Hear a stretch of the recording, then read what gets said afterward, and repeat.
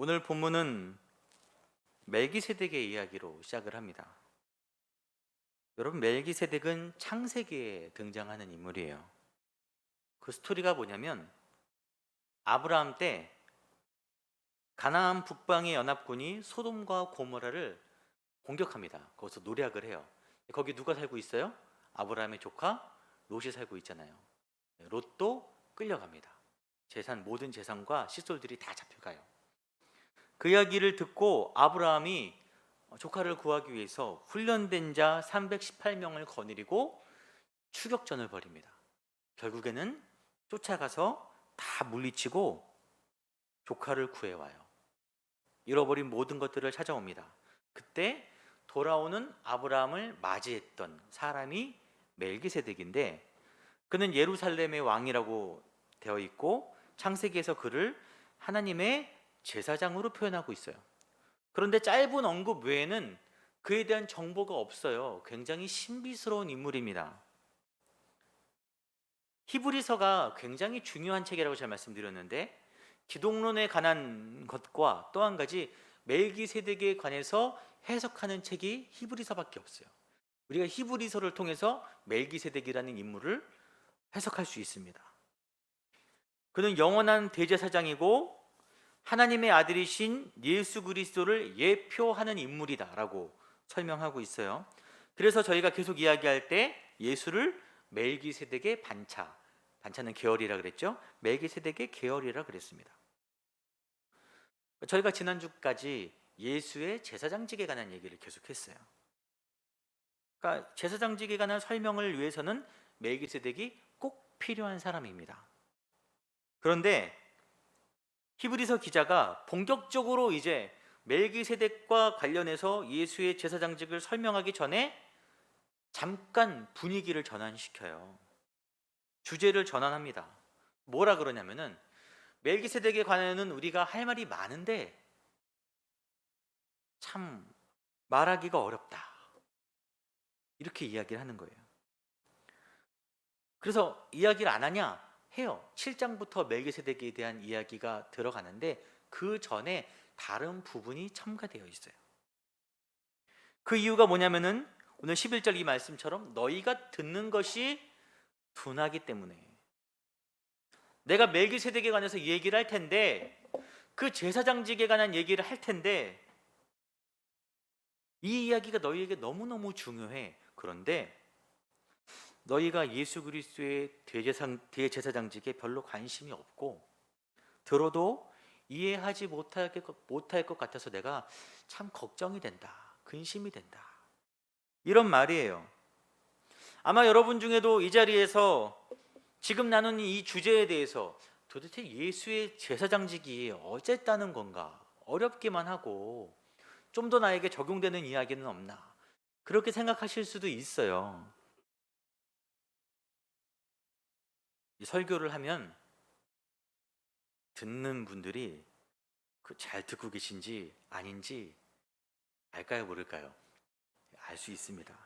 그렇다고 여러분을 판단하진 않아요. 제가 신학교 다닐 때 그 학기 초마다 연초에 전교생 수련회를 했습니다. 그때 강사로 아주 유명한, 이름만 대면 아실 만한, 설교로 아주 탁월하신, 그분은 잘 모르지만 제 롤모델과 같은 분이 오셨어요. 그분이 저녁에 설교를 하시는데 수백 명의 신학생들이 앉아서 초롱초롱한 눈으로 그분 말씀을 들었을까요? 다 조는 거예요. 낮에 너무 힘들게 프로그램이 많았어. 학교 책임이 커요. 왜 그렇게 힘들게 뭘 시키는지 저녁 때면 다 조는 거예요. 저도 졸다가 깨보면 옆에 다 자고 있으니까 다 자는구나 하고 계속 자는 거예요. 그 유명한 설교자분이 얼마나 당황하셨겠어요. 참 노련하시더라고요. 그 어떤 러시아 한 여자 선교사님 얘기를 하시는 거예요. 근데 그분 이야기가 너무너무 재미있어요. 너무 재미있고 은혜롭게 그 얘기를 하니까 사람들이 다 깨갖고 막 같이 웃고 막 은혜 받고 하는 거예요. 그러다 성경 얘기로 다시 들어가면 다시 다 자요.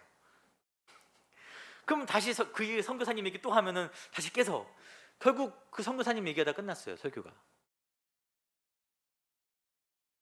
듣는 것이 둔하다라는 게 이런 거예요. 말씀을 듣긴 들었는데 남은 것은 인상 깊은 예화 하나 남았고 웃기는 말 한마디 남은 거예요. 들었지만 히브리서 기자의 우려와 답답함이 정말 묻어나는 대목입니다.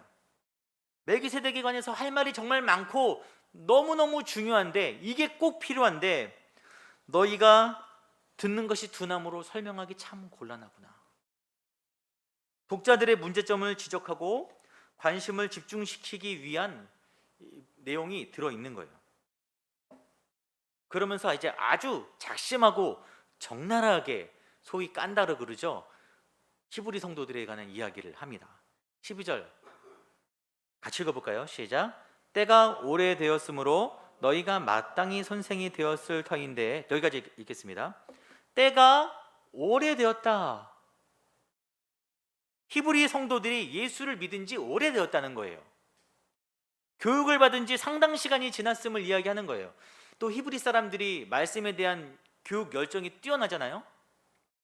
오랫동안 열심히 배웠는데 안타까운 것은 오래되었다는 게 높은 수준을 보장해 줍니까? 솔직히 높은 수준이 뭔지는 모르겠어요. 도대체 신앙에 보장해 줍니까? 아니라는 거예요. 제가 예전에 어떤 친구에게 물어본 적이 있어요. 너 예수 잘 믿니? 물어봤어요. 사역하다가. 그 친구 대답이 뭐냐면, 저는 모태신앙이에요. 제가 모태신앙인지 몰라서 물어봤겠어요? 그 친구 부모가 교회 다니는데. 모태신앙이 무슨 의미죠? 못해서 모태신앙이잖아요. 왜 물어봤겠어요? 아주 치욕스러운 표현이 또 본문에 등장하는데, 너희가 말씀의 초보다. 마땅히 선생이 될 만큼의 시간이 지났는데 여전히 초보다. 그리고 그 다음 말이 충격적이에요. 여러분, 우리가 상대를 조롱하고 어설픔을 지적할 때 뭐라 그러죠? 가서 뭐나 더 먹고 오라 그러죠? 엄마 젖이나 더 먹고 와라. 그 얘기인 거예요. 너희가 음식은 못 먹고 젖이나 먹어야 할 자가 되었도다. 아주 작심하고 자존심을 막 후벼 파는 강경한 발언입니다. 한국교회에 성경 공부 열풍이 불었어요. 제자훈련, 확신반, 성장반, 제자반 다 해봤습니다. 여러분, 좀 규모가 되는 교회 가면요, 연마다 강좌가 열려요. 무슨 강좌, 막 동성경 강좌. 물론 배워야 되죠. 근데 강좌가 막 열려 있어요. 이 가운데서도 그런 교육들을 쭉 받아온 분이 계실 수도 있어요. 그래서 한국교회 성도들의 믿음이 성장했냐? 이제 그걸 봐야 되는 거잖아요. 우리가 웬말에 서당계 3년이면 풍월도 읊는다 그랬는데, 이렇게 들은 게 많은데 초보가 가당차는 말이냐 그게. 그렇게 여길 수도 있고, 이 중에는 교사로서 또 리더로서 봉사를 오랫동안 하신 분들도 계실 거예요. 성경 66권 이름 다 외우고 12제자 이름 다 외우고 성경 구절 달달 외운다고 해서 신앙이 좋아지냐, 성장하냐? 그건 아닌 거죠. 그러면 신학교에 계신 교수님들이 가장 믿음이 좋아야 되는데, 제가 보기엔 안 그렇거든요. 저희 아들이 3학년 됐는데 실은 11월 말생이라서 2학년이에요. 거의 어립니다. 그러니까 제가 일이 좀 일찍 끝날 때 주중에 우리 아들, 딸을 데리러 갑니다. 같은 학원에 있거든요. 한 6시, 5시 한 4, 50분쯤에 좀 일찍 끝날 때가 있어요. 가끔 일이. 데리러 가면 을에 1층에 있는 분식집에 같이 갑니다. 싸게 내라고 을에 저희 딸이 저를 손을 잡고 그리 끌고 가요. 사주면 이렇게 아이들이 좋아하는 치킨볼, 튀긴 감자 이런 걸 팔아요. 슬러시. 제가 항상 물어봅니다. 애들한테. 싸가서 집에서 먹을까? 이것들이 여기서 먹자 그래요. 왜 물어보냐면은 이렇게 시키잖아요. 그러면은 옆에서 한두 명 친구가 서성거리면서 옆에서 이렇게 있습니다. 뚫어져라 이렇게 보면서. 저희 애들만 사주기 민망하잖아요. 그래서 저희 아들은 치킨볼 사주고 저희 딸은 튀김만두 사주고, 저도 튀김만두 하나 사갖고 2명 친구가 서 있는데 그 친구들을 줬어요. 나눠 먹어라. 민망하잖아요. 옆에서 보고 있으니까. 그런데 그 준 친구 중에 둘 중에 한 명 여자친구가 이렇게 얘기하는 거예요. 만두를 주니까. 나는 만두는 별로 안 좋아해요. 나는 치킨볼 좋아해요. 그래서 우리 아들을 준 치킨볼 이렇게 보고 있는 거예요. 아주 진솔한 거예요, 얘가. 얼마나 당황스러워요. 저도 그러니? 뭐 할 말이 있어야죠. 저는 막 낯이 뜨거운데 저희 아들은 낯이 전혀 안 뜨거운 거예요. 펼쳐놓고 그래서 하나 한 입 한 조금만 줬더니 아들은 들은 척도 안 해요. 집만 먹어요. 제가 어떻게 했을까요? 어떻게 했을까요? 아들 거 나눠줬을까요? 그냥 보고만 있었어요. 왜냐면 어리니까. 저희 아들이 아직 어리다고 제가 생각하기 때문에. 어린아이들은 원래 자기만 알죠. 어쩔 수 없어요. 그런 성향이 있습니다. 이기적 성향이 있어요. 억지로 나눠주면 또 그게 상처가 될 수 있잖아요. 할 만큼 했다고 생각을 해서 잘못된 생각일 수도 있지만 그래도 돌아오는 길에 알려줬어요. 유준아, 이렇게 나눠주는 게 좋은 거야. 나눠주는 사람이 돼야 돼. 건강하게 자란다는 거는 자랄수록 이타성을 갖는다는 거잖아요. 요즘 세상 사람들이 교회와 성도들에게 가장 불만인 것, 가장 비난하는 것 중에 하나가 왜 그렇게 니네 이기적이냐는 거예요. 이기적이냐. 무슨 말입니까? 우리가 어린아이 수준이라는 거예요. 우리가 이 건물을 쓰고 있잖아요. 조심해야 돼요. 잘해야 됩니다. 이 건물을 함께 쓰는 사람들에게 왜 교회 성도들은 이렇게 이기적이냐, 왜 교회는 이렇게 이기적이에요? 말을 들으면 끝인 거예요. 한국 교회가 얼마나 성장했는데 어린아이가 무슨 말이냐라고 반문할 수 있지만 후안 카를로스 목사님의 제자입니까? 라는 책이 있어요. 그 책에 정말 뒤통수를 때리는 내용이 있는데 그분이 부에노스 아이레스 아르헨티나 수도에 교회에 부임을 한 거예요. 한 180명 정도 되는 교회를 부임하셔서 2년 만에 600명이 됐다 그래요. 빠르게 부흥하잖아요. 남미에서 교회 부흥시키기 힘든데 빨리 부흥이 된 거예요. 근데 이상하게 마음이 허전하고 공허하더래요. 그때 성령께서 그분에게 말씀하시기를 네가 비즈니스를 하고 있다라고 그러는 거예요. 코카콜라에서 콜라 팔듯이 너가 복음을 팔고 있다. 성장하지 않았고 너는 그냥 뚱뚱해졌을 뿐이다. 어린아이 200명이 있었는데 이제 어린아이 600명이 된 것밖에 되지 않느냐라고 그런 음성을 들었다는 거예요. 이 시대에 크고 화려한 파워풀한 교회들 컨텐츠가 너무너무 좋잖아요. 뭐 상상할 수 없을 만큼 그렇게 재력과 힘을 가진 교회들이 참 많은데 그중 정말 성장한 교회들이 얼마나 될까 한번 고민해 봐야 되는 거예요. 저도 개척을 한 목사로서 스스로 자문해 봅니다. 성장하고 싶은가 뚱뚱해지고 싶은가 고민을 하게 돼요. 지금 우리가 역사의 과도기에 서 있어요. 정말 과도기에 서 있습니다. 우리가 정말 진지한 자세로 이 시대를 믿음으로 돌파하지 못하면 우리는 주저앉고 마는 것입니다. 막혔던 영적 성장이 비대해졌지만 전혀 잘하지 않았던 영적 성장이 이제는 이루어져야 돼요. 큰 문제입니다. 이에 대해서 성경은 뭐라고 얘기하냐면은 13절 14절에 어린아이니 의의 말씀을 경험하지 못한 자다 라고 이야기하고 그 다음에 단단한 장성한 자들은 선악을 분별하는 자들이다 라고 이야기하고 있어요. 장성한 자는 단단한 음식을 먹는데 단단한 음식은 의의 말씀이고 선악을 분별하는 것이다. 물론 이것이 1차적 의미로는 유대 성도들을 향한 메시지입니다. 너희가 레위 계통의 과거 제사장직에는 아주 익숙한데 멜기세덱의 반차를 따르는 그리스도의 영원한 대제사장직에 관해서는 무지하다. 이 이야기를 하고 있는 거예요. 근데 좀 더 풀어 얘기하면 너희가 율법의 지식은 충만한데 유대인으로서 머릿속에 지식은 충만한데 율법의 참 의미를 너희가 모르는구나 라는 거예요. 헬라인들에게 남을 가르칠 수 있다는 것, 교사라는 것은 지식의 한계를 벗어나는 영역입니다. 어떤 사물을 올바르고 깊이 이야기하는 것을 전제로 하는 거예요. 그냥 지식이 아니라 깊게 이해한 자들이 가르치는 교사가 된다는 것입니다. 예수님 당시에 종교 지도자들이 있었어요. 그들의 문제점이 뭡니까? 율법의 지식이 충만해요. 참 의미를 모르고 문자적 의미로만 율법을 지키는 거예요. 여러분 오늘 본문과 유사한 말씀을 바울이 고린도서에서 이렇게 얘기합니다. 내가 어렸을 때에는 말하는 것이 어린아이와 같았다. 그러다 내가 장성한 사람이 되어서는 어린아이의 일을 버렸다. 이게 바울에게는 딱 어울리는 말씀인 게, 그는 율법에 능통한 사람이었잖아요. 가말리엘 학파로서. 하지만 그 율법이 가리키는 참 의미, 예수 그리스도는 모르는 거예요. 이게 연결이 안 되는 거예요. 구약 말씀과 메시아가. 여러분, 우리가 우스갯소리로 운전을 글로 배웠다라고 말하죠. 이 중에도 그런 분 계실지 모르겠어요. 장롱면허 갖고 계신 분. 면허는 있지만 운전은 못하는 거예요. 그래서 바울은 그 지식을 가지고 오히려 예수 믿는 사람들을 잡으러 다녔어요. 그래서 본인 스스로 나는 어린 아이였다라고 이야기하는 것입니다.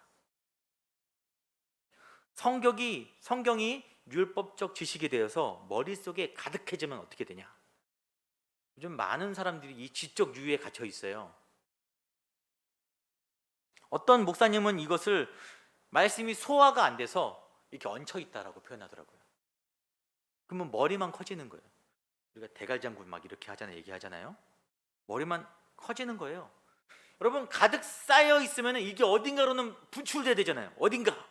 어디로 분출될까요? 머리에 뭐가 달려 있어요? 입이 달려 있어요. 그 성경이 입으로 막 나가는 거예요. 막 쏟아져 나옵니다. 자기를 자랑하고요, 정죄하고 비방하는 말을 하고 비교하는 말을 합니다. 아주 매운맛으로 가득 차 있으니까 정죄되지 않고 온 동네에 막 상처 주고 다닙니다. 너 왜 이것도 안 해? 왜 그거밖에 안 돼? 왜 기도는 그렇게 못해? 말씀은 그렇게 잘 못 봐? 예배는 왜 빠져? 헌금은 왜 그래? 봉사는 왜 안 해? 이런 분은 그만 배워야 돼요. 지난주에 저희 인터넷을 뜨겁게 달구던 양주 고깃집 사건이 있지 않습니까? 아시는 분들은 아시겠지만, 고깃집에서 막말하던 모녀가 있었는데 알고 보니 어머니가 목사였다는 거잖아요. 녹음 파일을 들어봤는데 제 심장이 막 벌렁거리는 거예요. 그거 들으면서 뭐지? 어떡하지 이거? 막 싶을 정도로 그 아래에 막 댓글이 막 기독교에 어마어마하게 달려 있어요. 때때로 주위 성도들의 입에서 듣기 민망한 이기적인 말이 막 나오는 것을 들을 때가 있어요. 목회자들한테도 마찬가지고요. 물론 저희 교회 성도님은 아니세요. 여러분, 이런 말씀을 듣고 이 말씀이 누구에게 합당한가 찾는 것은 어리석은 행위입니다.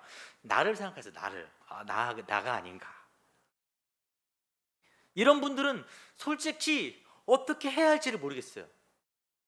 어떻게 해드릴 방법이 없습니다. 어린아이의 특징 중 하나가 자기가 다 컸다고 생각합니다. 어리다 그러면 발끈해요. 내가 어리지 않는데. 진짜 어린아이들은 가르치고 훈육하면 되는데, 때가 오래된 어른아이라 그러죠. 어른아이. 손 쓸 길이 없어요. 그 이야기를 하면 발끈합니다. 나 이제 교회 안 나가. 가버리세요. 이런 분들은 참 제가 어떻게 해드릴 수 없고 성령의 도우심이 필요합니다. 어린아이 같은 바울이 언제 변했어요? 다메섹 도상에서 예수를 만나고 변했어요. 본문 3절에 하나님께서 허락하시면 우리가 이것을 하리라 라고 얘기합니다. 하나님이 허락하셔야 됩니다. 여러분, 기도하실 때 꼭 이 기도를 하세요. 하나님, 혹시 제가 어린아이라면 그 마음을 깨주시길 원합니다. 다른 사람이 말해서 깨질 게 아니니까 하나님께서 나를 이제는 성장할 수 있도록 제 영적인 성장판을 열어주시옵소서. 이렇게 여러분 스스로 기도하셔야 돼요. 기도해 보세요. 나는 아니라고만 하지 마시고. 그럼 장성한 자들은 어떤 자들이냐? 그 사람들은 선악을 분별하는 자들이라 그랬어요. 이것은 지각의 영역을 넘어서서 행위의 영역까지 넘어가는 것입니다. 우리 머릿속에 얹혀있는 말씀이 쭉 내려가서 손가락까지 내려가야 되는 거예요. 6장 1절로 이어지는데, 그러므로 우리가 그리스도의 도의 초보를 버리고 죽은 행실을 회개하라. 죽은 행실이 뭐예요? 열매가 없는 삶을 말하는 거 아니겠습니까? 너희의 삶의 열매가 없는 것을 회개하라라고 이야기하는 것입니다. 저희가 절기구제 헌금을 성도님들이 직접 집행하게 하잖아요. 지금 코로나라서 잘 안 되고 있는데, 이게 끝나면 대부분의 이제 구제 헌금들과 집행들은 성도님들을 통해 할 거예요. 왜냐하면 이웃사랑을 입으로만 하는 게 아니라 내가 발로 뛰고 손으로 일을 해봐야 된다는 거예요. 그리스도를 따르는 삶을 입으로만, 찬양 가사로만, 예배 시간에만 입으로만 하는 것이 아니라 내 삶 속에서 작게나마 실천을 해본 사람들이 흔들리지 않습니다. 직접 해본 사람은 신앙의 태도가 달라질 수밖에 없어요. 여러분, 성격과 성품 들어보셨죠? 타고난 성격은 안 변해요. 신앙생활 오래 해도 안 변합니다. 이 사이 좋은 부부의 조건 첫 번째가 성격이 안 변하는 것을 깨닫는 거잖아요. 저놈이 안 변하는구나. 항상 저희 아내에게 감사하고 있어요. 결혼 초에 깨달았대요. 안 변하는구나. 그런데 성품은 후천적으로 만들어지는 거예요. 그래서 부부가 부단히 노력해야 화목합니다. 성경에서도 성도는 예수 그리스도의 성품을 닮아가야 한다라고 이야기해요. 그리스도의 성품이 장성한 분량까지 자라나서 내 모난 성격을 덮어가는 게 신앙생활인 거죠. 이게 눈으로 보여가는 게 신앙생활인 거예요. 입으로만 하는 게 아니라. 물론 이런 사람들도 역시 입에서 아까 머릿속에 가득한 대갈장군들처럼 악한 말이 나올 수도 있어요. 비교하는 말이 왜 안 나오겠습니까? 사람들인데. 하지만 이건 당연한 거죠. 오늘 보면 6장 2절에는 완전한 데까지 나아가라 그랬지만 우리는 이미와 아직의 경계선을 살고 있는 사람들이에요. 아직 다 이루어지지 않았기 때문에 불완전합니다. 하지만 대부분 아래로 내려가서 손과 발로 소화가 됐기 때문에 나와도 순한 맛으로 나오겠죠. 완전하진 않지만 상당히 정제돼서 나오겠죠. 오늘 본문이 굉장히 중요한 이유가 있는데 지금 히브리 성도들은 막 흔들리고 있어요. 바퀴 때문에 막 흔들리고 있고 유대교로 돌아가려는 거대한 배교의 움직임이 있어요. 이에 대한 외적 요소에 대한 이유에 대한 이야기를 참 많이 했습니다. 로마의 핍박 때문에, 유대교의 회유 때문에, 신학적인 혼란 때문에. 근데 그보다 더 근본적인 이유가 오늘 본문에 적혀 있는 거예요. 근본적인 이유, 그들이 흔들려서 믿음을 저버리려고 하는 이유는 그 믿음이 어린아이 같기 때문이에요. 지식의 믿음만 있고 삶으로 이어지지 않기 때문입니다. 오늘을 살아가는 저와 여러분에게도 신앙을 타협하고 포기할 만한 여러 가지 어려움들이 주위에 즐비해요. 많습니다. 이 코로나 시대에 전문가들이 이 코로나가 시대를 앞당겼다. 짧게는 5년, 길게는 더 길게 시간을 갑자기 앞당겼다라고 하는 거예요. 뭐가 앞당겨졌냐면은 가슴 아프게 매년마다 기독교 인구가 막 줄어들고 있는데 그게 급가속화되는 거예요. 몇 년치가 한꺼번에 줄어들고 있잖아요. 지금 마치 타작마당에서 알곡과 가라지가 막 털려서 가라지가 날아가는 그런 느낌이에요.